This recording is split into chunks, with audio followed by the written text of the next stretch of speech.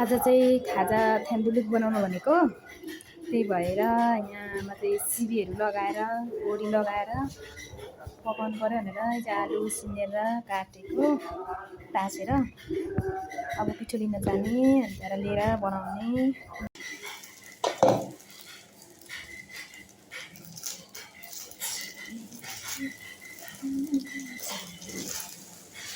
म चाहिँ थ्यान्डुलिक बनाउनु पऱ्यो भनेर यहाँ पिठो मुस्दैछु है।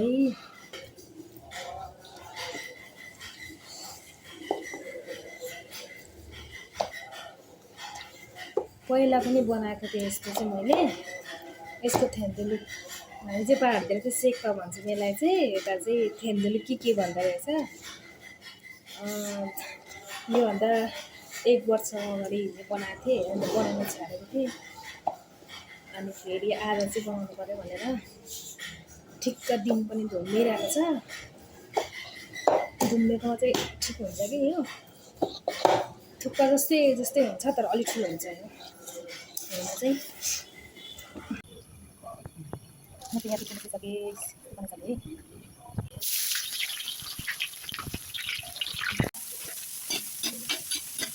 सानो कराईमा त कठै हुन्छ भनेर अलिक थोर पनि हुन्छ होला भनेर अलिक धेरैजना हुन्छ नि त भाइहरू, खानामा चाहिँ धेरै छु, अनि त्यही भएर ठुलो कराईमा पकाउँदैछु। म चाहिँ पहिला सिमी चाहिँ भुट्नु पऱ्यो भनेर भुट्दैछु।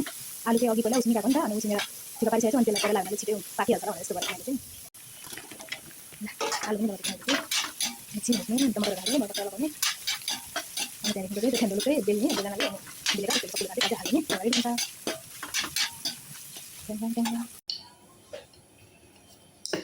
म चाहिँ यहाँ यो बनाउँदैछु, यहाँनिर गरेको कि यसमा चाहिँ अप्ठ्यारो भयो क्या, अलिक सानो भएछ र। अनि यहाँ यसमा सफा गरेर अनि यसमा पो छिटो हुने रहेछ, ढिलो पनि हुने भइगयो, अनि त्यही भएर यहाँ यस्तो बनाउँदैछु। म चाहिँ गर्दा गर्दै ढिलो हुन्छ क्या यहाँनिर। यो चाहिँ अलिक ढिलो खालको खाजा हो कि, फेरि बेल्नु पनि त्यति राम्रो आउँदैन,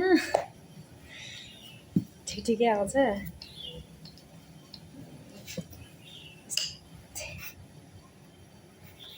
खाजा बनाउनुपर्छ दिनदिनै, के खाजा बनाऊँ भयो। त्यही भएर आज चाहिँ यो बनाइदिनु पऱ्यो भनेर बनाएको, तर ढिलो पो हुने रहेछ।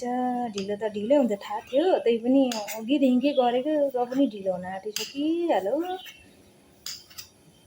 यस्तो हुन्छ क्या यो चाहिँ, थुक्पा जस्तै हो क्या सेम हुन चाहिँ। यसलाई चाहिँ हामी चाहिँ पहाडमा चाहिँ सेक्पा भनेर भन्थ्यौँ, यतातिर चाहिँ थ्यान्डुलिक भन्दो रहेछ, कोही कोहीले चाहिँ थ्यान्डुलिक अरे।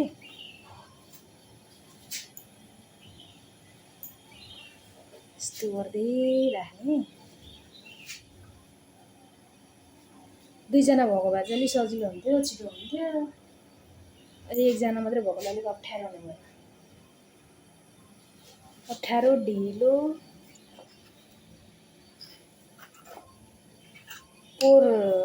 परारको सालतिर चाहिँ म यस्तो भक्कु बनाउँथेँ क्या खाजा, अनि अस्ति चाहिँ बनाएको थिइनँ, आज चाहिँ बनाउनु लागेको। बनाउनु त ढिलो भइसक्यो खाजा त। थ्यान्डुलिक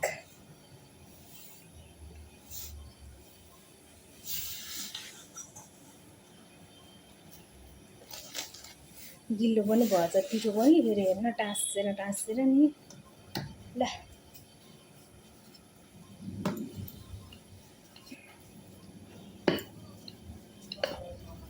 यस्तो ढिलो हुन्छ क्या यो चाहिँ है।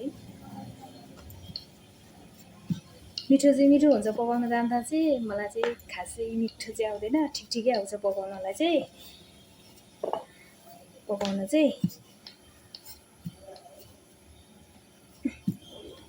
बेल्नु पनि त आउँदैन त खासै मार्बलमा चाहिँ अलिक सजिलो हुने रहेछ क्या अलिक छिटो हुने रहेछ अलिक यत्रो यत्रो बनाउँदाखेरि चाहिँ त्योमा चाहिँ अलिक अप्ठ्यारो भयो कि अनि मैले यहीँ सफा गरेर यहीँ गर्नु थालेको हेर्नुहोस् न यति छ क्या अझै यत्रो छ कहिलेसम्म पानी उम्लिसक्यो पर यो पानी सुप उम्लिसक्यो म चाहिँ यहाँ बनाउँदैछु यहाँनिर गरेको कि यसमा चाहिँ अप्ठ्यारो भयो क्या अलिक सानो भएर यहाँ यसमा सफा गरेर अनि यसमा पो छिटो हुने रहेछ ढिलो पनि हुने रहेछ अनि त्यही भएर यहाँ यस्तो बनाउँदैछु म चाहिँ गर्दा गर्दै ढिलो हुन्छ क्या यहाँनिर यो चाहिँ अलिक ढिलो खालको खाजा हो कि फेरि बेल्नु पनि त्यति राम्रो आउँदैन ठिकै आउँछ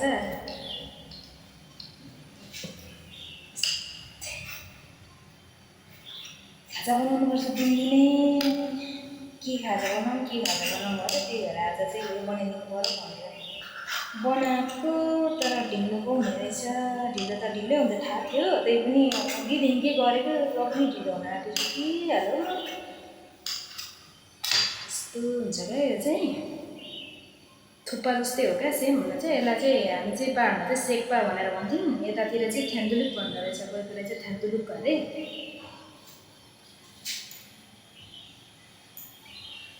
यस्तो गर्दै राख्ने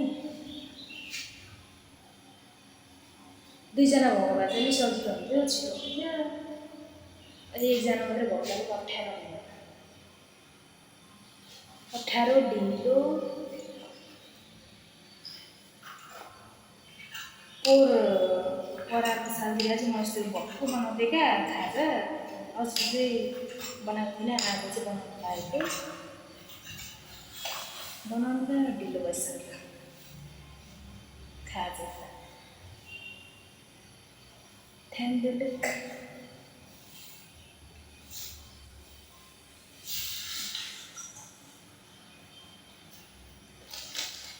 गिलो पनि भन्छ गिलो पनि हेर्न टाँसेर नि ल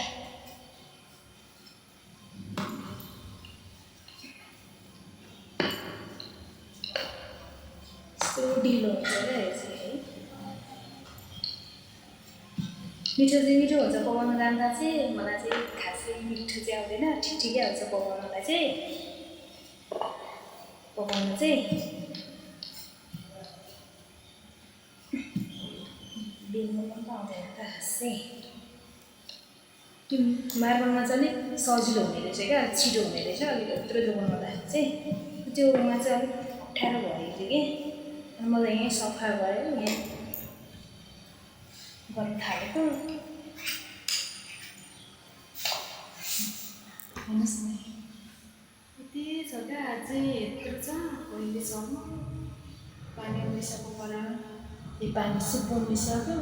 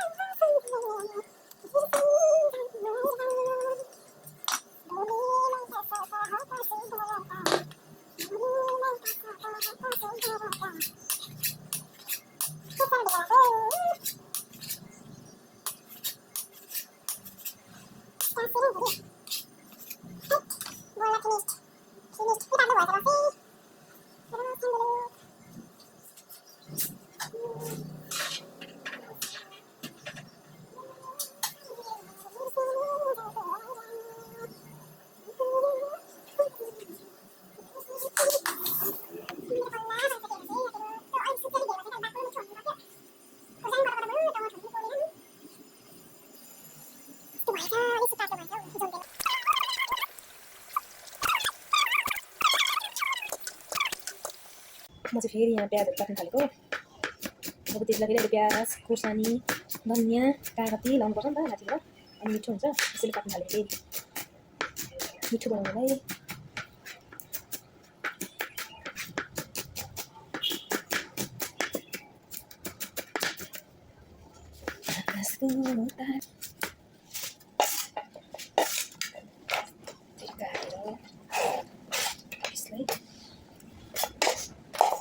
खोर्सानी पनि काट्ने हाल्ने।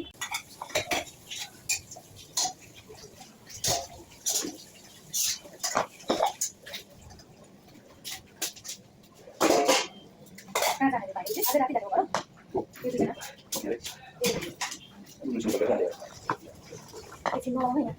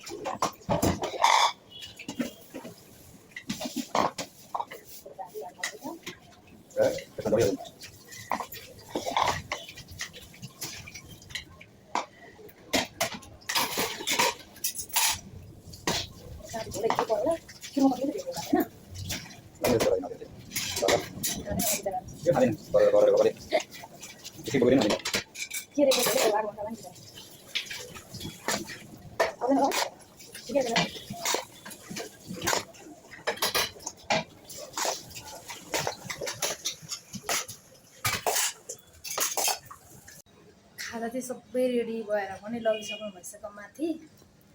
दाइ र खोपाले यति बाँकी छ यहाँनिर। मेरो खाजा कस्तो लाग्यो हजुरहरूले कमेन्ट गर्नु होला है भिडियोमा सबैजनाले।